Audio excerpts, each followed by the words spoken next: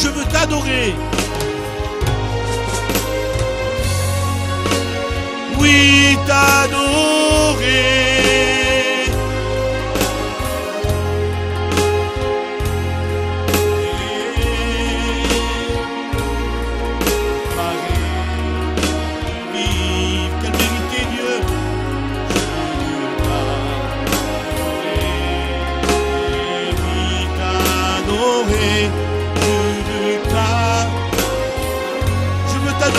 T'adorer ensemble, Seigneur. Reçois la louange de nos cœurs, Dieu. Alléluia.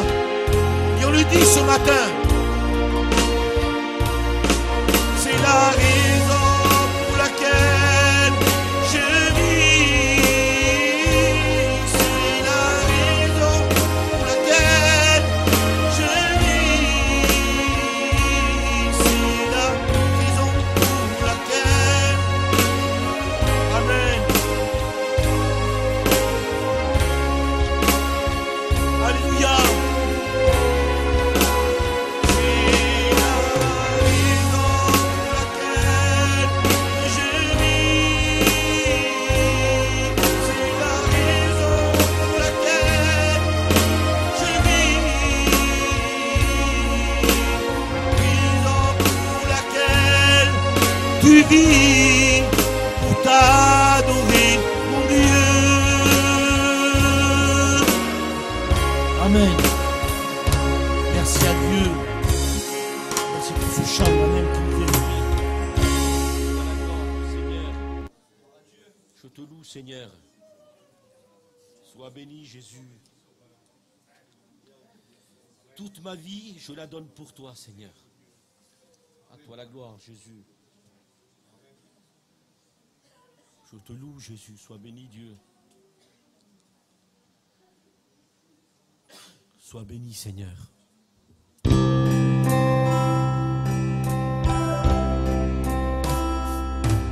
ma vie, je la donne pour toi. Toute ma vie, au pied de la croix. Toute ma vie, à marcher dans tes voies. Toute ma vie, à rester près de toi. Et même si la tempête fait rage et que les vents me font perdre courage, je m'appuie sur le rocher. Aucune montagne ne pourra m'arrêter. Toute ma vie, je la donne pour toi. Ma vie, au pied de la croix. Toute ma vie, à marcher dans tes voies. Toute ma vie, à rester près de toi. Et même si, à toi la gloire, Dieu, font perdre courage, je m'appuie sur le rocher. Aucune montagne ne pourra m'arrêter. Je m'appuie pour toi. Ma vie,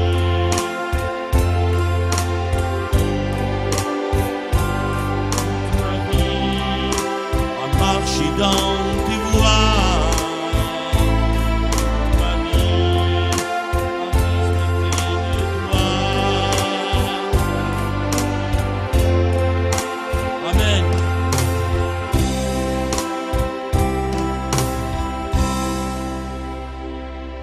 Amen. C'est ça qui a nécessité d'un piano. C'est qu'on peut continuer la louange. Amen. Monsieur Cantique disait,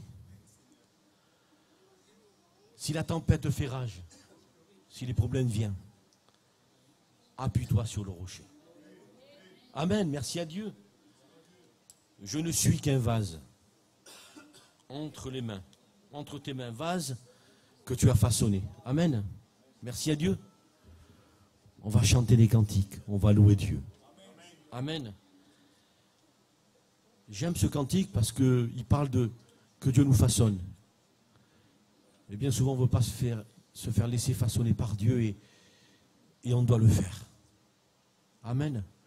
Parce que lui, il sait comment. On prend ce cantique comme une louange. Merci à Dieu. Je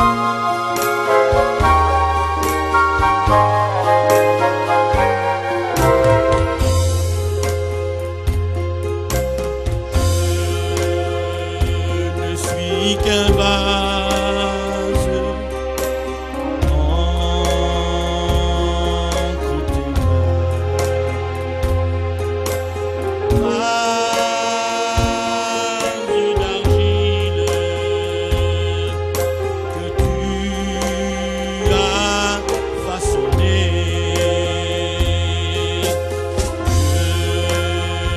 Je ne suis qu'un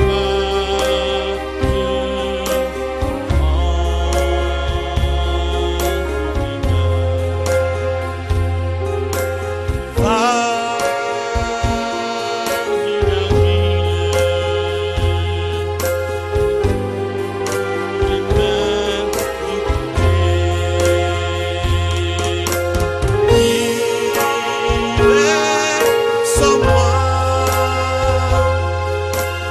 dans l'huile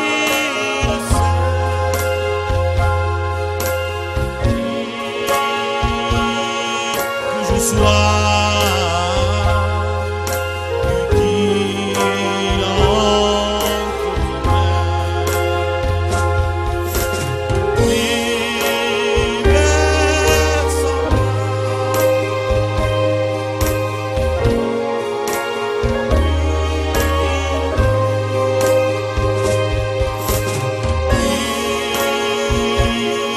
que je sois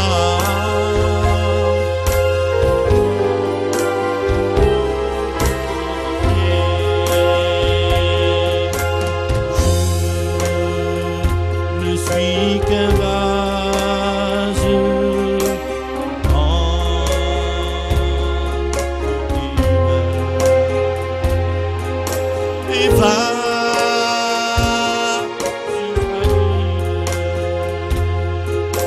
que tu as façonné.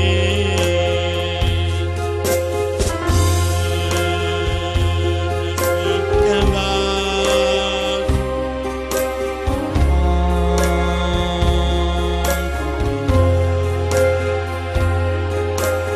vase fragile entre les mains du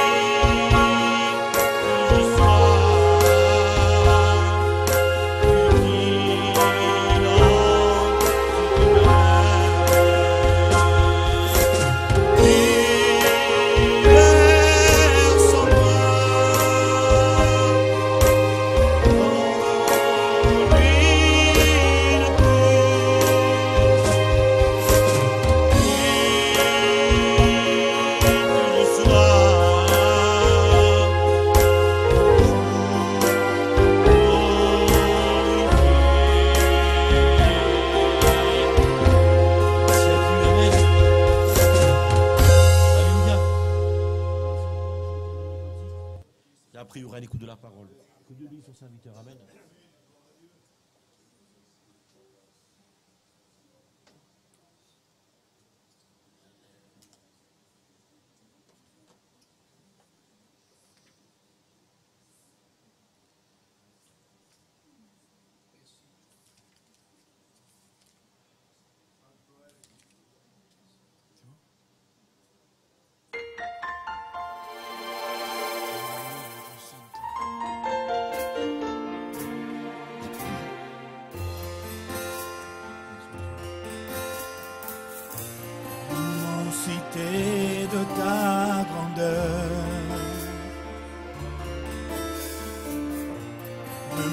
montre que je ne suis rien.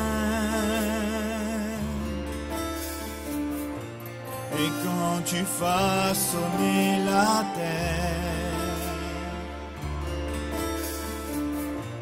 j'étais déjà près de ton cœur. Tu m'aimais avant que je sois, car pour moi tu as tout donné. Toi seul pouvais me libérer. C'est pourquoi je veux t'adorer. Toi seul est digne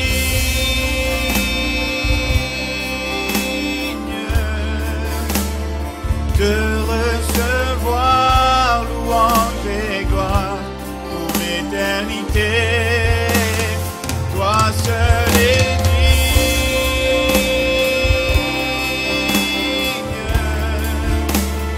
de recevoir louange et gloire pour l'éternité. Dans ta présence je me tiens, car tu as ce dont j'ai besoin. La joie, la paix, le bonheur sont dans tes pas, oui mon sauveur. Toi seul est digne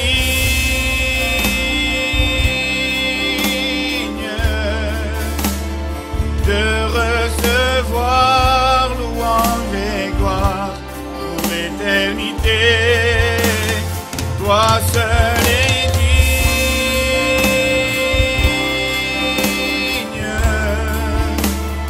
de recevoir louange et gloire pour l'éternité.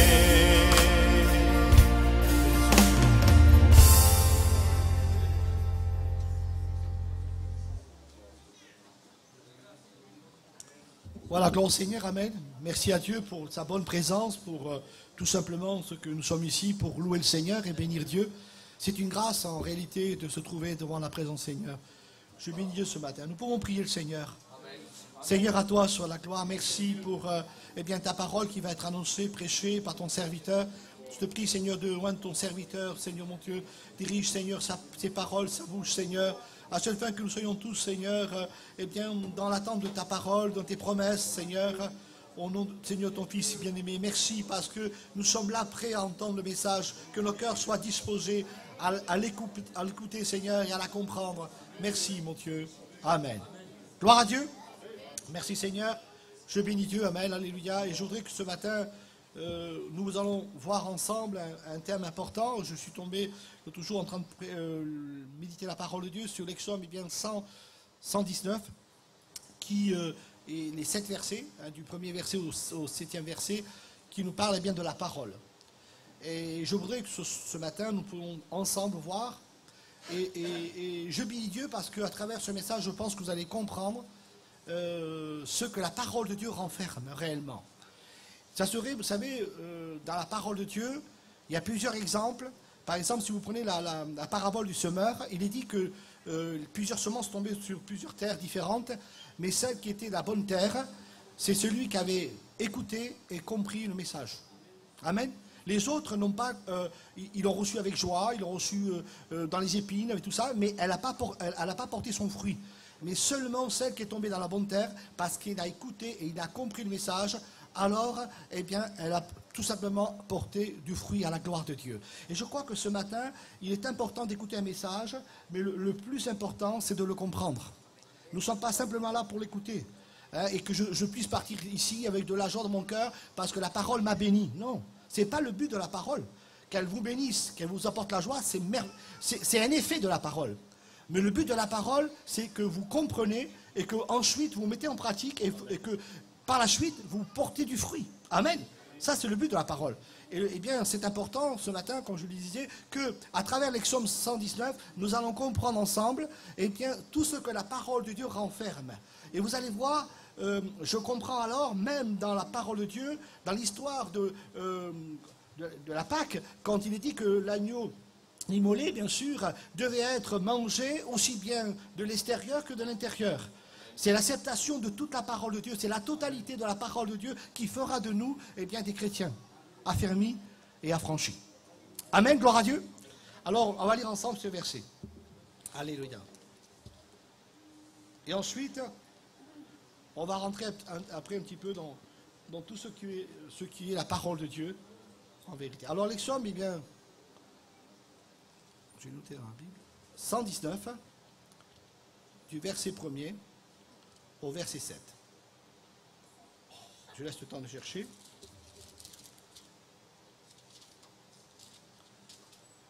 Je pense que vous avez trouvé. Heureux ceux qui sont intègres dans leur voie, qu'ils marchent selon la loi de l'Éternel. Heureux ceux qui gardent ses préceptes, qui le cherchent de tout leur cœur, et qui ne commettent point d'iniquité, et qui marchent dans ses voies. Tu as prescrit tes ordonnances pour qu'on les observe avec soin. Puissent mes actions être bien réglées, afin de garder tes statuts. Alors, je ne rougirai point à la vue de tous tes commandements. Je te louerai dans la droiture de mon cœur, en apprenant les lois de ta justice. Amen. Voilà, c'est ce verset, il est important parce qu'il parle de tout ce que la parole de Dieu renferme. Je disais, ce verset, on pourrait l'intituler, ce message, on pourrait l'intituler les 7 aspects bien, de la parole de Dieu, ou les 7 traits de la parole de Dieu, si vous préférez. Eh bien, ensemble, on va regarder. Tu peux l'afficher? Pour mieux comprendre, j'ai fait un petit schéma pour comprendre la parole.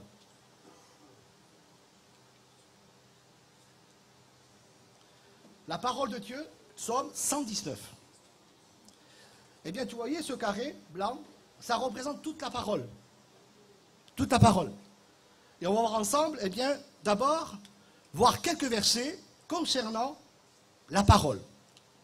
Je n'aurai pas le temps de tout détailler sur la parole de Dieu. Sûrement que dans votre maison, vous aurez le temps de détailler, et je vous encourage à le faire, tous les versets qui parlent de la parole, pour donner vraiment la définition à la parole de Dieu.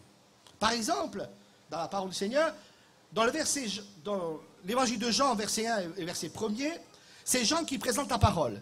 Il la présente parfaitement. Regardez ce qu'il dit. Au commencement était la parole, et la parole était avec Dieu. Et la parole était Dieu. Elle était le commencement avec Dieu. Toutes choses ont été faites par elle. Et rien, ce qui s'est fait, ne s'est fait sans elle. Elle était la vie, et la vie était la lumière des hommes. Amen. Ça, c'est concernant la présentation que Jean fait de la parole. Ensuite, vous allez poser une question, qui est la parole alors? Et c'est Jésus lui-même qui va s'identifier comme étant la parole de Dieu. Dans Jean 8 et verset 12, il dit, Jésus leur parla de nouveau, il lui dit, je suis la lumière du monde. Rappelez-vous, Jean, ce qu'il dit, que la parole était la lumière du monde. Alors il dit, je suis la lumière du monde. Celui qui me suit ne marchera pas dans les ténèbres, mais aura tout simplement la lumière et la vie. Amen, de la vie, la lumière de la vie. Vous voyez, Jésus s'identifie à la parole, il est la parole. C'est pour ça que la parole, c'est Jésus.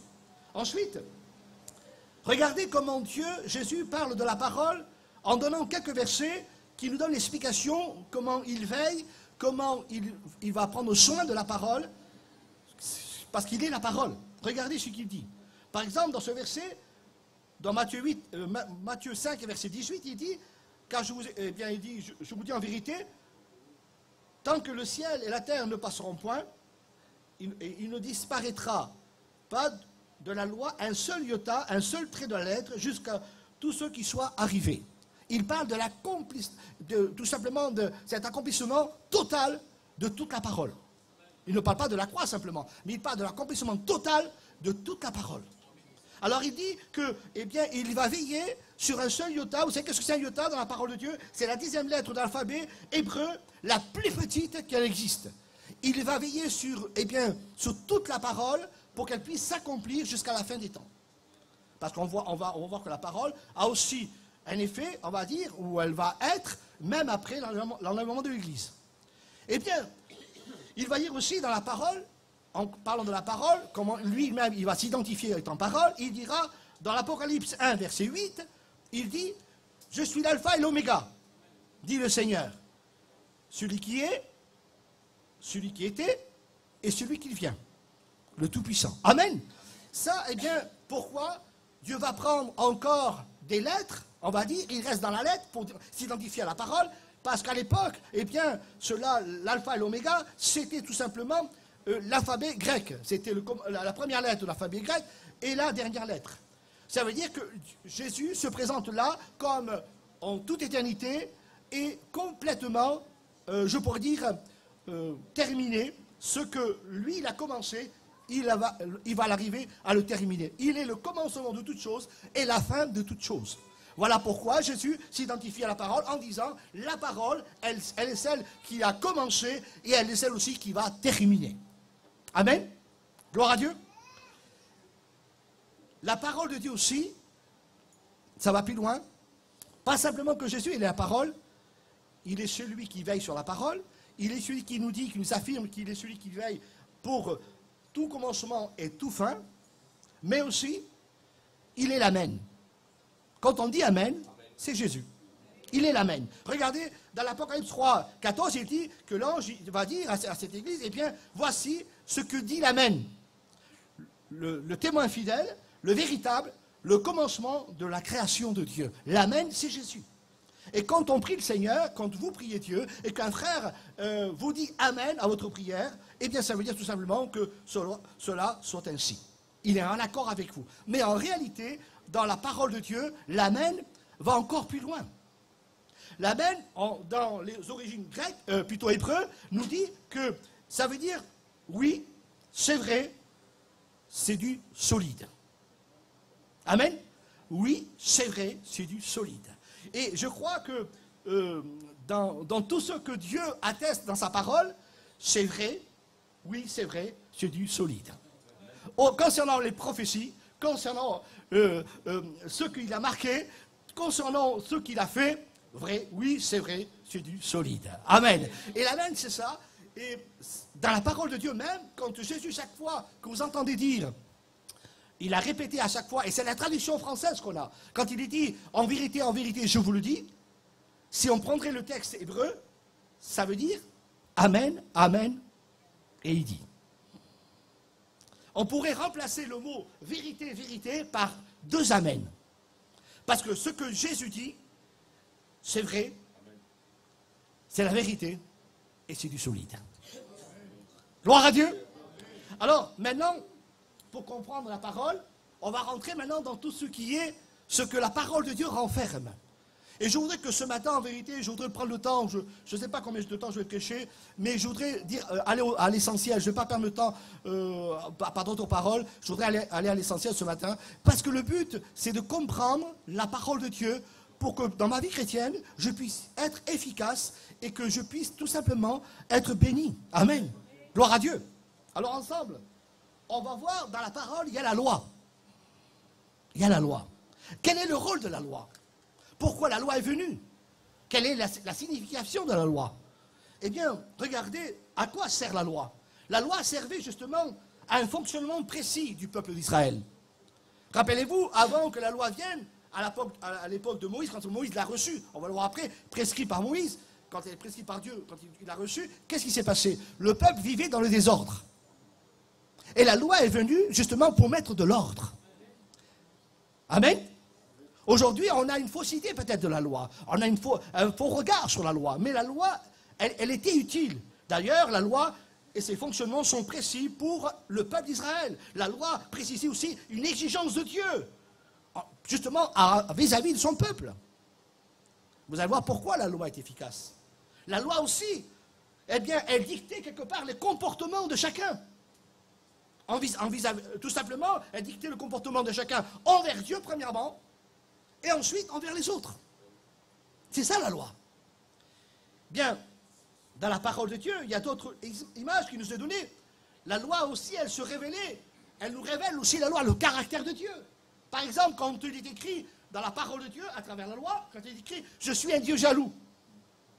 Ailleurs, cela n'est pas écrit. Cela est écrit dans les commandements de Dieu qui nous rappellent le caractère de Dieu. La loi nous témoigne comment est Dieu, qu'est-ce qu'il est Dieu, quel est son caractère, et il est marqué, eh bien, Dieu est un Dieu jaloux. D'ailleurs aussi, dans le même, on va dire, dans la même logique, il est dit aussi, dans les commandements de Dieu, que Dieu est saint, et il demande à son peuple d'être saint. C'est à travers la loi qu'on reconnaît que Dieu est saint, et que le peuple doit être saint en suivant la loi. Amen. Alors, le fonctionnement de la loi, ça va, vous me suivez? Hein? Le fonctionnement de la loi, qu'est-ce que c'est? La loi, on pourrait la diviser en 3 groupes. Le premier groupe, c'est la loi morale, qui est donnée pour les 10 commandements, qui est, je pourrais dire, la différence entre le bien et le mal. La loi aussi, le deuxième groupe, elle se divise aussi pour les cérémonies. C'est les sacrifices et les fêtes. Et aussi pour les lois, on va dire, civiles. Tout ce qui est légal et question de justice ou juridique. Si on pourrait donner une liste de la loi, parce que souvent, la loi, elle est méconnue des chrétiens. Si on pourrait donner une liste très vite, sans donner les versets, vous allez voir, c'est assez complexe, mais je vous la donne. La loi, il y avait la loi sur les sacrifices et les offrandes. Il y avait la loi sur les 7 fêtes juives. Il y avait la loi sur le tabernacle. Il y avait la loi sur la nourriture. Il y avait la loi sociale et civique. Il y avait la loi question d'hygiène. Il y avait la loi sur les animaux, il y avait la loi sur les vêtements, il y avait la loi sur la semence et les récoltes. Tout cela, eh bien, c'était la loi qui était donnée au peuple d'Israël pour une règle de vie, une hygiène de vie et aussi d'un milieu social pour que les uns et les autres puissent se respecter. Voilà la loi où elle était. Elle avait un rôle bien défini. Alors la loi, c'était un enseignement de la parole de Dieu qui nous instruit et aussi pour recevoir une éducation. Un exemple, je vous donne ce matin. Chez vous, il y a une loi. Vous éduquez bien vos enfants. Vous leur expliquez le respect de l'autrui, de la personne, du vieillard. Eh bien, ça, c'est une loi. Et la parole de Dieu nous donne eh bien, que la loi sert à l'éducation et surtout à l'instruction de chaque personne. Alors, on voit que dans l'Ancien Testament, il fallait cette loi, ou sinon le peuple partait à la dérive et dans le désordre total.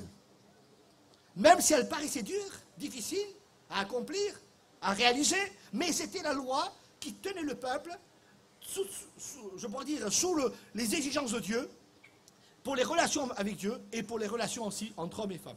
Et bien sûr, le peuple. Eh bien, la loi aussi, comment elle s'écrivait? Amen. Parce qu'on en parlait comme ça, mais comment la loi, réellement, elle s'écrivait? Il y avait, premièrement, les 10 commandements. La loi s'écrit ainsi, les 10 commandements, et c'est vrai qu'on voit apparaître les 10 commandements quand Moïse est convoqué, je pourrais dire, ou appelé par Dieu dans le mont Sinaï. Il y a 2 versets qui nous parlent de 10 commandements, Exode 20 et Deutéronome 5. Eh bien, ces 10 commandements sont donnés par Dieu pour connaître l'obéissance à son peuple. Comment voulez-vous que les 10 commandements n'apparaissent pas? Et comment Dieu peut dire que mon peuple m'obéit? C'est le fait que les 10 commandements sont là, que Dieu peut attester l'obéissance de chacun. Amen. S'il n'y a pas des 10 commandements, Dieu ne pourra jamais justifier ou témoigner de notre obéissance. Alors la loi, elle s'écrit avec les 10 commandements pour apporter justement et connaître les 10 commandements de chacun. Elle s'est écrite à l'époque de Moïse. Mais on pourrait se poser une question. Est-ce qu'avant Moïse, la loi existait? Ou est-ce qu'elle s'appliquait? Ou est-ce qu'elle était là? Je vous donne un verset, et vous pouvez le lire. Dans Genèse 26, verset 5, il est dit qu'Abraham obéissait à la voix de Dieu, observait ses ordres, ses commandements, ses statuts et ses lois. Amen. C'est écrit comme ça. Alors, la loi de Moïse même si elle était écrite, on va dire écrite, à l'époque de Moïse, il semblerait qu'elle était déjà établie pour les hommes droits, les hommes qui cherchaient Dieu, les hommes qui avaient la foi. Eh bien là, tous ceux qui étaient conduits par Dieu avaient une loi. Peut-être elle se faisait, on va dire, de conditions orales. Elle se faisait comme ça, mais la loi existait. Amen. Mais elle s'écrivait déjà, elle s'est écrite beaucoup plus tard, à l'époque de Moïse. Amen. Les 10 commandements, comment on pourrait les définir? Les 4 premiers commandements, c'est un devoir envers Dieu. Tu aimeras ton Dieu de toute ta force, de toute ta pensée, tu ne feras point d'image d'Italie de ton Dieu. C'est les 4 premiers commandements sont envers Dieu. Et les 6 autres, c'est un devoir envers le prochain.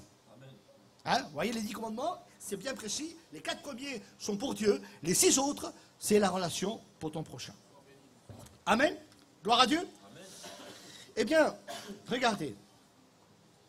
La loi aussi, les 10 commandements plutôt, eh bien, Jésus les a repris. On voit dans la parole de Dieu, Jésus cite souvent, dans le Nouveau Testament, eh bien, les 10 commandements. À plusieurs exemples, je ne l'ai pas pris, mais vous le savez, eh bien, il est ici. Pourquoi? Parce que la loi, plutôt les 10 commandements, ont encore une existence, elle existe encore dans le Nouveau Testament. Dans la parole de Dieu, et je voudrais attirer votre attention, quand il est marqué dans Ésaïe 53, verset 5, il est dit qu'il a été blessé pour nos péchés, brisé pour nos iniquités, le châtiment qui donne la paix est retombé sur lui. Eh bien, il est dit ainsi, c'est à travers nos meurtrissures que nous sommes guéris. Bon, il parle de 2 choses que peut-être on n'a jamais fait attention. Quand il parle de péché, ou quand il parle d'iniquité, qu'est-ce que c'est? Eh bien, regardez, le mot iniquité se traduit en hébreu mépris ou violation de la loi. Chaque fois que vous voyez un verset dans la parole de Dieu qui parle d'iniquité, c'est la violation de la loi. Quand on parle par contre de péché, eh bien, dans la traduction hébreu, il est dit que péché veut dire faute ou tomber. Alors, quand dans ce verset, Ésaïe 53, verset 5, il semblerait que Dieu prend le soin de dire, eh bien, je voudrais payer pour vos fautes et vos erreurs, vos chutes, mais aussi Dieu a payé pour toutes nos iniquités. Cela veut dire chaque fois que la loi a été méprisée ou violée pour chacun de nous. Amen. Amen. Oui. Le commandement veut dire quoi? Parce que ça fait peur des fois, quand on parle de commandement de Dieu, ça fait peur. D'ailleurs, le peuple d'Israël avait peur. Un commandement, ça veut dire quoi? C'est simplement, le mot qu'on peut traduire par commandement, c'est témoin ou témoignage. D'ailleurs, il le dit dans la parole. Je ne sais pas si vous avez fait attention. Dans Exode 31, verset 18, quand Dieu remet justement à Moïse eh bien, les tables de la loi, qu'est-ce qu'il dit? Regardez, lisez-le si vous les suivez avec moi. On a le temps. Amen. Suivez avec moi, regardez ce qu'il dit. Dans l'Exode 31, verset 18, il dit que lorsque l'Éternel eut achevé de parler avec Moïse sur la montagne du Sinaï, il leur donna les 2 tables du témoignage. Il ne dit pas les 2 tables de la loi. Il dit, il lui donna les 2 tables. Alors, Exode 31, verset 18. Tu y es, André? Tu as trouvé? Qu'est-ce qu'il dit? Il lui donnera? Vas-y, vas-y.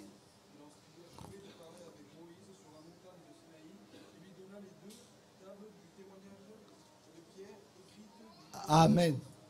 Il lui donnera 2 tables de témoignage. Alors, ça veut dire quoi? Eh bien, le commandement, même si des fois ce mot nous fait peur, en vérité, quelqu'un qui vit selon le commandement de Dieu est un témoignage pour les autres. Amen. Et la même chose était donnée au peuple d'Israël, c'était que le peuple d'Israël, quand il suivait les commandements de Dieu, il devenait, à cause des commandements de Dieu, à cause de la loi de Dieu, devenait un témoin pour les autres. Amen. C'est ça. Les commandements, eh bien, même si ça fait peur, ou peut-être on s'est fait une idée du commandement, mais en réalité, c'est quand on suit les commandements de Dieu, on devient un témoin. Souvent, quand vous commettez des erreurs, et c'est ce que les païens font, les inconvertis font, quand on commet des erreurs concernant le commandement de Dieu, parce qu'ils le savent, hein, les commandements, ils connaissent plus ou moins, qu'est-ce qu'ils disent? Ah, tu es un chrétien, toi? Ah, mais tu as fait ça, tu as dit ça, ah, tu ne veux pas le faire. Cet homme-là n'a jamais lu la Bible. Il ne connaît pas les commandements de Dieu. Et pourtant, il vous rappelle à l'ordre en disant, ah, tu as fait ça, tu ne veux pas le faire. Amen. Parce que vous êtes un témoin. Alléluia. Amen. La loi aussi, elle s'écrit, on l'a vu, par les 10 commandements.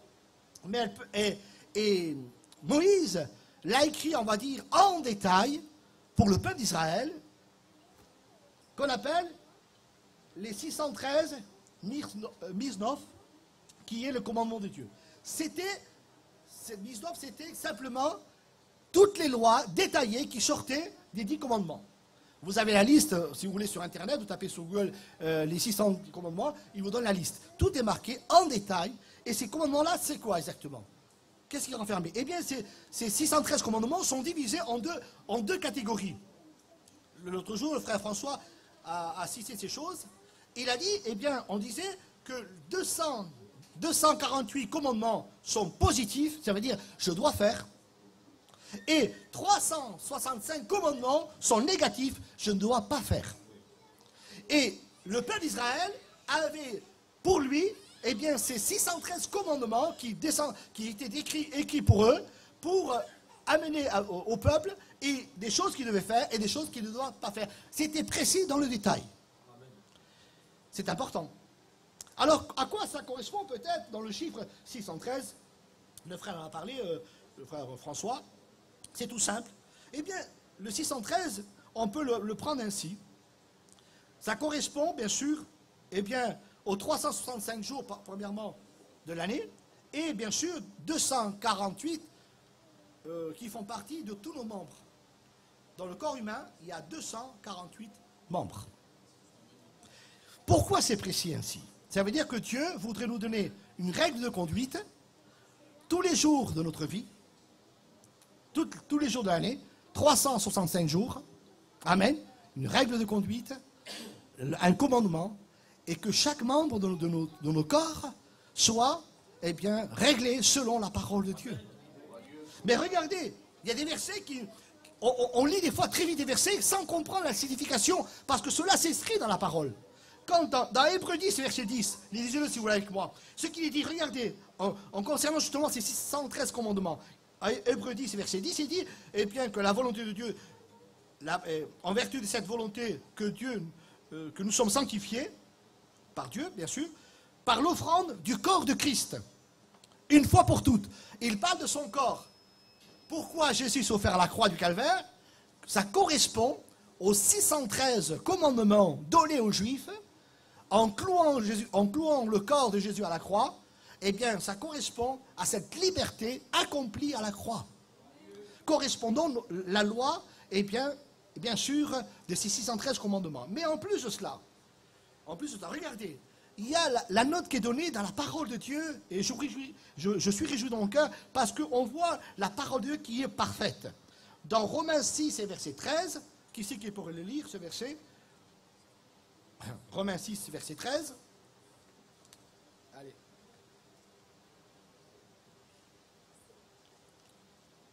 Vous le trouvez? Allez, Antoine, tu peux le lire? Tu as trouvé? Lis-le. Écoutez bien. Ne livrez pas vos membres au péché comme des instruments d'iniquité, mais donnez-vous vous-même à Dieu, comme étant vivants, de mort et que vous étiez, et offrez à Dieu vos membres comme des instruments de justice. Amen. Là, ce verset parle des membres. Christ a payé une fois pour toutes pour nous, libérés de cette, on va dire, de cette loi, de ces commandements, de ces 613 commandements que les Juifs pratiquaient et aujourd'hui encore ils pratiquent. Mais en fin de compte, eh bien, ce qui s'est passé, ce que Jésus maintenant nous dit, dans ce verset, l'apôtre Paul le dit clairement, et il parle souvent aux Juifs, en disant, eh bien, ne livrez pas vos membres comme auparavant au péché, parce que chaque membre, eh bien, est condamné quelque part par ces lois. Eh bien, maintenant, livrez vos membres, une fois qu'ils ont été purifiés, pardonnés par Dieu, livrez-le comme un instrument de justice à Dieu. Amen. Gloire à Dieu. Alors, je comprends, et on va finir avec la loi, je comprends quand dans Matthieu 5 jusqu'au verset 17, il est dit, eh bien, je ne suis pas venu pour abolir la loi ou les prophètes, je suis, non pas pour l'abolir, mais je suis venu pour l'accomplir. Il y a dans la croix de Jésus, dans le sacrifice de Jésus, il y a l'accomplissement de toute la parole de Dieu concernant la loi et ses exigences. Amen. Amen, gloire à Dieu. Alors maintenant, selon les psaumes 119, on pourrait voir eh bien, ce qui découle de cette loi, de la parole de Dieu. Parce qu'on parle souvent de statut, on parle souvent de préceptes, on parle souvent de... Mais on ne comprend pas bien le sens. Qu'est-ce que Dieu me demande ce matin? Eh bien, on va parler de statut.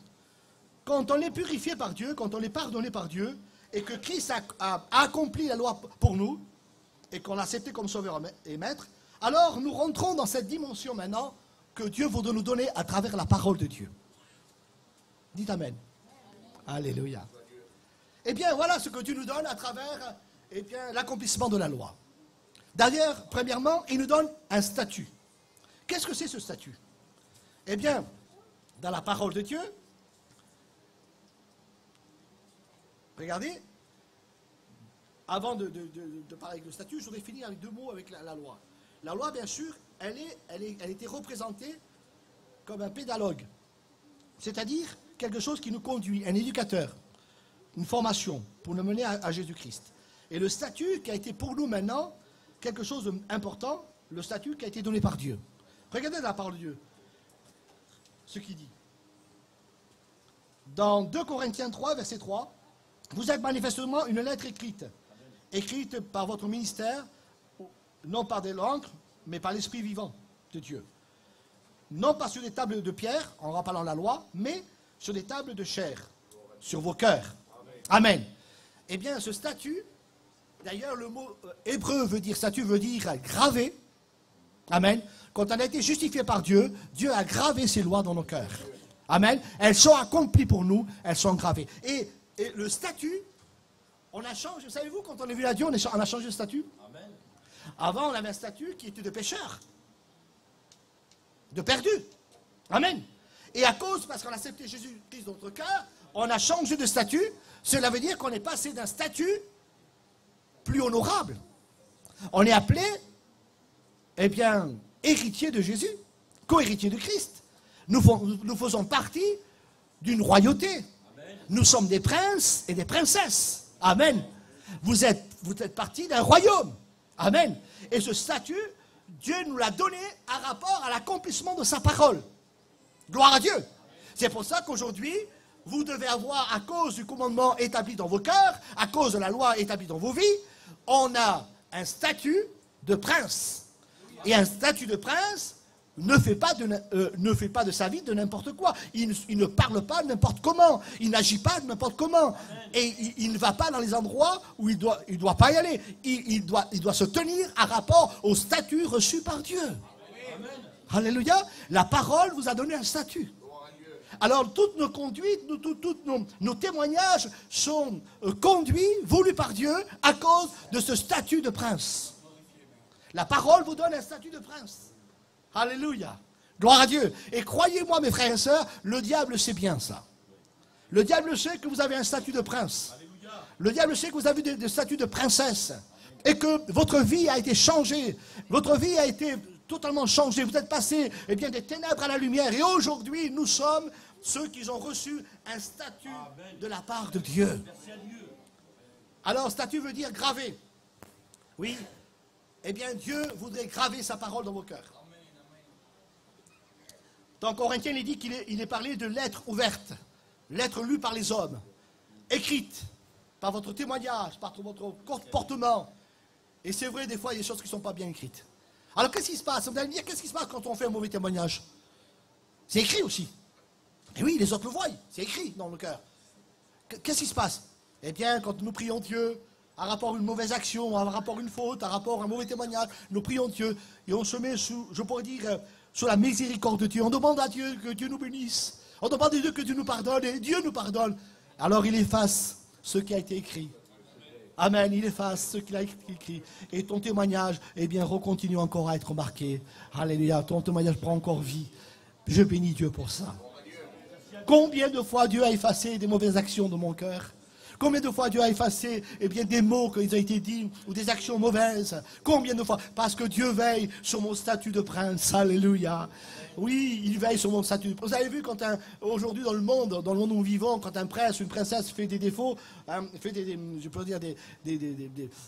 écarts, toute la presse se déchaîne là-dessus. Et tout est dit dans les presses. Et c'est un scandale, ça devient un scandale quand une princesse fait quelque chose. Si c'est quelqu'un d'autre, c'est pas grave, c'est un prince. Mais dès que ça touche à une princesse, et qu'il y a un scandale, la presse bien se régale en faisant des choses, en dévoilant ces choses-là. Oui, la même chose pour nous, mes frères et sœurs, quand un prince que nous sommes, ou princesse que nous sommes, eh bien, nous commettons des erreurs. Des fois, le diable, la presse du diable se déchaîne pour divulguer ce scandale. Hein? Alors faites attention, mes frères et sœurs. Amen. Gloire à Dieu. Eh bien, maintenant, on parle très vite de statut. Je voudrais passer. On peut regarder ce qui découle encore de la parole, c'est les ordonnances. Ça veut dire quoi, l'ordonnance? Souvent, on le lit. Des fois, même en prière, j'ai entendu les ordonnances, et les frères qui disent les ordonnances de Dieu, on le prie, on le lit, mais on ne sait pas réellement la signification d'une ordonnance de Dieu. Les ordonnances de Dieu, eh bien, c'est tout simplement des instructions détaillées pour la vie quotidienne. Elles servaient justement pour les sacrifices, les offrandes. C'était des choses qui étaient précises. On devait faire telle chose, on devait peser telle chose, on devait donner telle chose. C'était aussi détaillé pour la vie quotidienne. Elles concernaient bien sûr les sacrifices, les offrandes, la Pâque, le tabernacle. Eh bien, la Bible nous enseigne aussi à nous, dans le quotidien de notre vie, et je bénis Dieu pour ça, qu'on puisse recevoir les ordonnances de Dieu. Amen. Dans le statut que nous sommes de princes et de princesses, Dieu voudrait aussi nous donner, eh bien, ces ordonnances. Amen. Pour que nos détails de nos vies soient réglés selon le Dieu. Que notre vie soit vraiment quelque chose de précis. Parce que Dieu est précis. Est-ce que vous croyez que Dieu est précis? Dieu est précis et juste. Et il ne veut pas que notre vie soit quelque chose qui soit laissé un petit peu à l'abandon, ou quelque chose qui soit laissé un petit peu dans le désordre. Mais Dieu veut nous donner ses ordonnances pour qu'on soit vraiment détaillé dans notre vie quotidienne. Amen. Gloire à Dieu. Je passe très vite parce qu'il y avait d'autres versets, mais je m'arrête là pour les ordonnances. Amen. Regardez encore ce qu'il est dit. Eh bien, en parlant des ordonnances, regardez.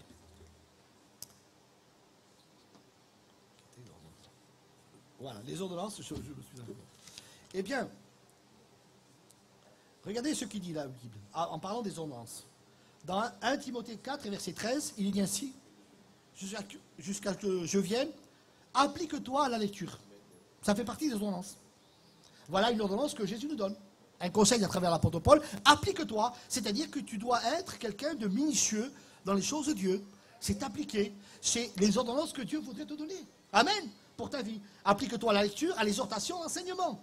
Dans 2 Pierre 3, verset 14, il est dit aussi, c'est pourquoi, bien aimé, en attendant ces choses, appliquez-vous à être trouvé, regardez, sans tâche, irréprochable et dans la paix. Amen. C'est les ordonnances que Dieu nous donne. Il veut qu'on soit appliqué, eh bien, dans tout ce qui est des tâches, il nous dit d'être trouvé sans tâche, irréprochable et dans la paix. Gloire à Dieu. Vous suivez? Est-ce que j'ai encore le temps? Alors, la loi, elle s'écrit 10 commandements, les 613 commandements pour les Juifs. Dieu, à cause de cela, eh bien, nous a donné un statut qu'on connaît aujourd'hui, des ordonnances pour nous. Ensuite, qu'est-ce que c'est les préceptes? Ça vient en continuité de la parole de Dieu. Tout cela est noté dans l'Exode 119 à étudier chez vous. Les préceptes, eh bien, c'est quoi? C'est ce que Dieu atteste étant une vérité. C'est ça un précepte. Qu'est-ce que c'est un précepte? Eh bien, si quelqu'un vous pose la question demain, qu'est-ce que c'est un précepte de Dieu? C'est tout simplement, eh bien, ce que Dieu atteste étant une vérité. Amen. Gloire à Dieu. Et je crois que notre vie a besoin de ces préceptes-là pour que Dieu nous atteste eh bien, dans la vérité. C'est l'enseignement aussi de règles de conduite. Amen. Gloire à Dieu. Tout à l'heure, on a vu que, eh bien, les ordonnances, c'est tout simplement, eh bien, pour régler nos vies. Mais là, il est parlé de règles de conduite. C'est différent. Une règle de conduite. L'ordonnance, c'est le détail. Et les préceptes, c'est la règle de conduite. C'est comme si je pourrais te dire, eh bien, pour faire la différence entre le précepte et l'ordonnance, l'ordonnance, c'est, voilà, tu dois faire comme ça, tu dois donner, exemple, comme une recette, quelque part. Tu dois faire, parce que c'était un peu ça, dans les sacrifices, c'était des recettes. Hein. On doit faire ça, telle chose, telle chose, telle chose. Ça, c'était les ordonnances. Et les préceptes venaient après, en disant, maintenant, tu as fait ça, maintenant, eh bien, tu dois faire ça à telle heure.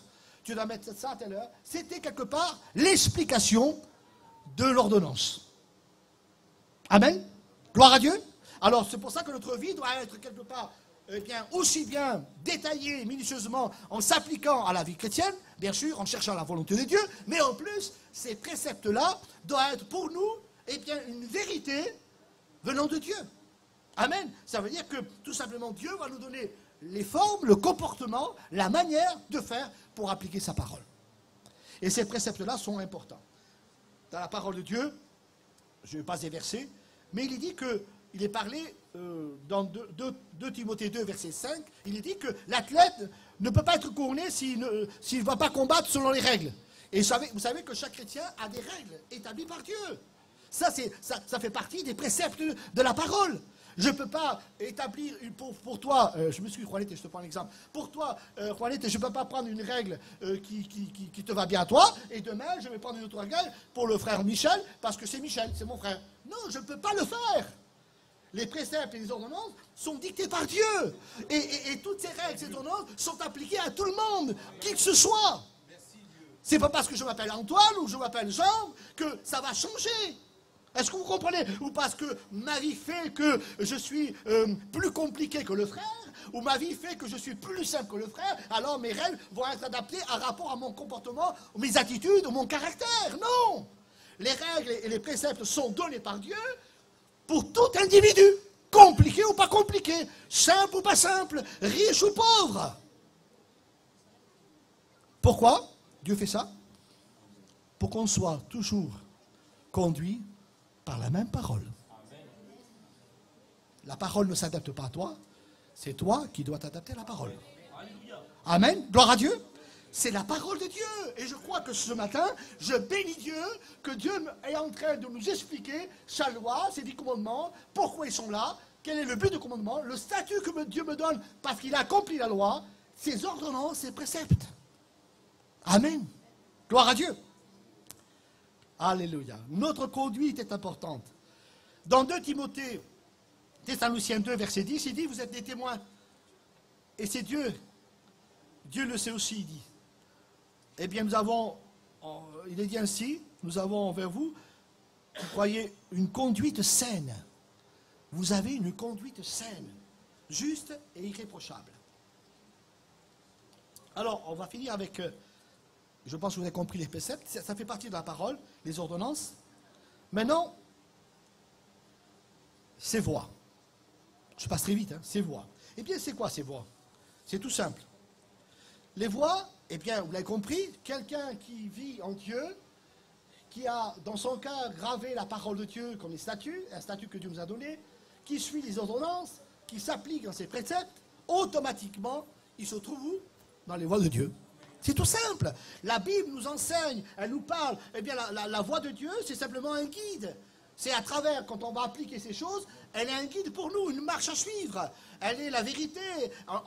Dans les voies du Seigneur, on trouve la vérité et l'obéissance. Amen. Il y a plein de versets. Par exemple, quand il est dit, dans les psaumes 119, verset 104, il dit, ta parole est une lampe à mes pieds, une lumière sur mon chantier. Eh bien, c'est ça. Il parle de ça. Il parle justement des voies données par Dieu, par la parole. Quelqu'un qui marche dans ses préceptes, dans ses ordonnances, et le statut que Dieu l'a donné, c'est un état, eh bien, automatiquement, la parole devient à mes pieds une lampe qui m'éclaire dans ses voies. Dieu nous demande aussi dans la prière d'être enseigné. Dans les psaumes 143, verset 10, il dit, enseigne-moi à faire ta volonté, ô Dieu. Mon esprit, il dit que mon esprit me conduise sur tes voies droites. On doit prier Dieu pour trouver les voies du Seigneur. Les voies de Dieu ne viennent pas comme ça. Non pas parce que nous sommes des chrétiens que des fois, il semblerait que tout est prêt à nous. Non, non, non, non. Il faut chercher les voies de Dieu, il faut les vouloir. Il faut vouloir marcher dans ces voies. Je comprends alors quand Jésus dit, dans sa parole, regardez, ça s'imbrique bien, pourquoi Jésus va dire, dans Jean 14, verset 6, il dit, je suis le chemin, la vérité et la vie. C'est une voie. Amen. C'est une voie dans laquelle nous allons marcher. C'est à cause de la parole que Jésus dit ça. Parce qu'il a accompli les Écritures et il dit, je suis une voie. Je suis devenu pour moi la voie par excellence. Il n'y a pas d'autre voie que celle de Jésus. Amen. Il est la voie par excellence.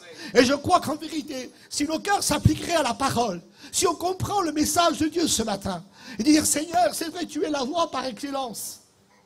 Amen.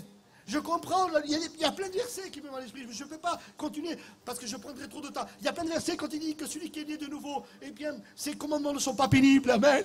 Celui qui est né de nouveau, qui est né en Dieu, eh bien, il peut accomplir là, eh bien, les commandements de Dieu. Ils ne sont pas pénibles dans son cœur parce qu'il marche dans les voies du Seigneur. Quand Dieu dit dans sa parole, il dit, venez à moi, vous tous qui êtes fatigués et chargés, je vous donnerai du repos. Prenez mon joug et doux et léger. Il parle aussi encore là, eh bien, de la parole de Dieu, des commandements qui sont pour vous, eh bien, la marche à suivre, s'ils sont pour vous, un commandement que Dieu voudrait nous donner. C'est tellement important. Prenez ce commandement de Dieu ce matin. Et pour finir, ce qui fait partie de la parole, les sentences. Tout est marqué dans les psaumes 119. D'ailleurs, je crois la version seconde ne dit pas sentence, il dit justice. Mais si vous prenez la version second 21, il y a le mot sentence. Et là, c'est important qu'on rappelle ces choses ce matin. Alors là, je passe très vite. Hein. Encore peut-être 3 minutes, pas plus. Alors, je suis d'accord. On voit la loi, les 10 commandements, les 613 commandements pour les Juifs, les statuts, je dis Amen. Les ordonnances, je dis Amen. Les préceptes, je dis Amen. Je marche dans les voies du Seigneur, bien sûr, les voies nous témoignent de la bénédiction qu'on a en Dieu, le fruit, on porte le fruit, c'est dans les voies qu'on voit le fruit. Hein. C'est pas avant, c'est dans les voies qu'on voit le fruit de chacun. Et là, on voit la sentence. Pourquoi la sentence fait partie de la parole? Je me suis posé la question. Est-ce qu'on ne pourrait pas l'enlever? Elle a son rôle à jouer, la sentence. Elle a son rôle à jouer. La sentence, c'est quoi? C'est une parole qui est exprimée. À quel moment on donne une sentence? Suite à un jugement, à une faute commise. Alors, il y a la faute, il y a le jugement, et ensuite, il y a la sentence qui tombe. OK? Et ça, c'est pourquoi? Parce que souvent, les frères ou les sœurs s'égarent. On s'égare des ordonnances, on s'égare du statut qu'on a donné, que Dieu nous a donné, on s'égare des préceptes, on s'égare des voies de Dieu. Alors, il nous faut la sentence. Pour reprendre tout ça, il nous faut la sentence. Dieu aime ses enfants, amen. De la même manière que vous allez, eh bien, punir vos enfants, hein, vous faites une punition à vos enfants. Pourquoi? Parce que vous voulez qu'ils reviennent sur les bonnes bases de l'éducation que vous leur avez donnée. De la même manière, Dieu est capable aussi de nous donner des sentences, on va dire, pour nous rattraper de nos erreurs. Et nous remettre encore dans le statut qu'il a promis pour nous, dans les ordonnances, dans les préceptes et dans les voies qu'on veut suivre. Alors la sentence, elle a son rôle. Pourquoi elle est là? Parce qu'on a commis une faute. Elle est importante. Alors, dans la parole de Dieu, quelques versets, je finis. Dans Deutéronome 17 et verset 11, il dit que, conformément à la loi, enseigne, regardez ce qu'il dit, tu enseigneras la sentence qui aura prononcée. Et le peuple d'Israël savait très bien, s'il s'écartait des lois de Dieu, s'il s'écartait des commandements de Dieu, derrière ces sentences, derrière les commandements de Dieu, il y avait toujours une sentence. Et si vous lisez ce chapitre 17 de Deutéronome, je vous incite à le lire, eh bien, il vous donne l'explication, c'est-à-dire que celui qui recevait la sentence devait faire tout ce que le sacrificateur lévite devait lui dire dans la sentence. Il devait s'appliquer à faire sa sentence pour rattraper tout ce qu'il avait perdu. La sentence est utile. Dans la parole de Dieu,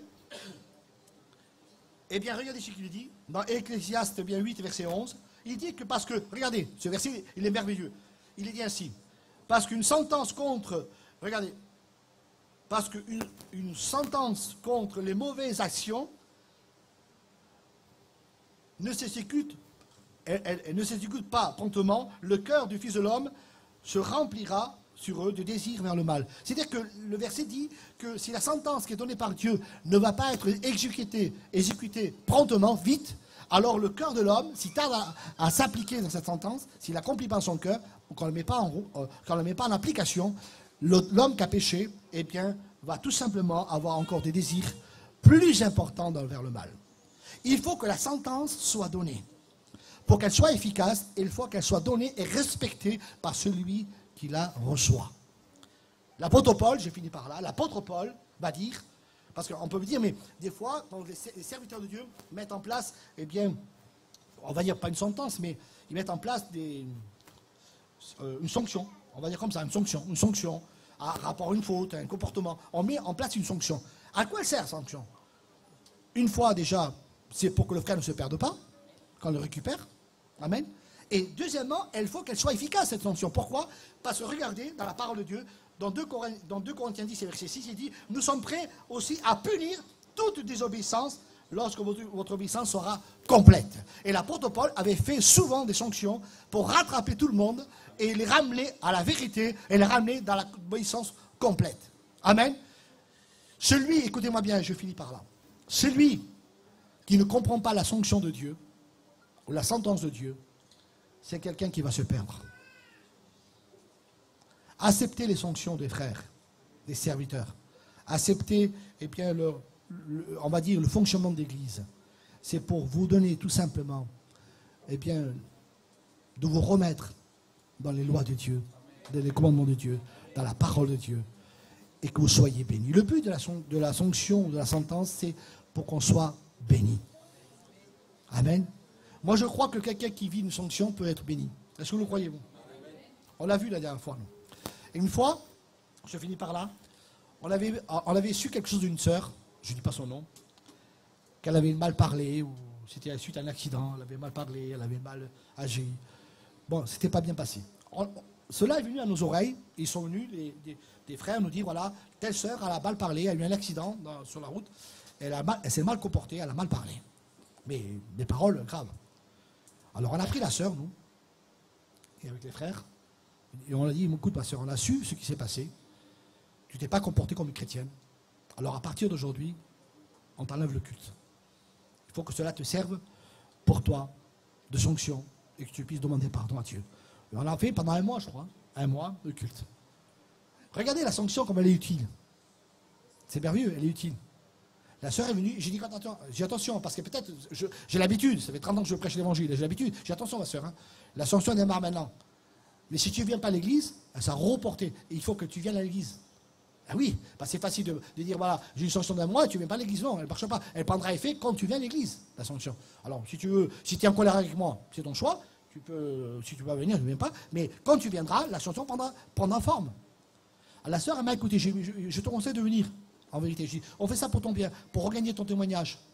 Elle me dit, ok. Elle est venue, je crois que c'est le deuxième dimanche. Hein. Elle n'était pas baptisée, cette sœur. Baptême Saint-Esprit, elle n'était pas baptisée. Au deuxième culte, elle a été baptisée du Saint-Esprit. Vous voyez, des fois, la sanction, la sentence, apporte une bénédiction. Quand Dieu voit qu'on est obéissant, c'est important. Quand vous commettez une faute, écoutez-moi bien, quand vous commettez une faute, vous êtes dans la désobéissance. La sentence, la sanction, vous remet dans l'obéissance, parce que vous l'acceptez. Amen. C'est le seul moyen de dire, je veux être obéissant, mon Seigneur. J'ai commis une faute, je veux être obéissant. Alors tu veux être obéissant, accepte la sanction, accepte la sentence. Eh bien, c'est une preuve pour toi, en acceptant, que tu viens obéissant à la parole de Dieu. Amen.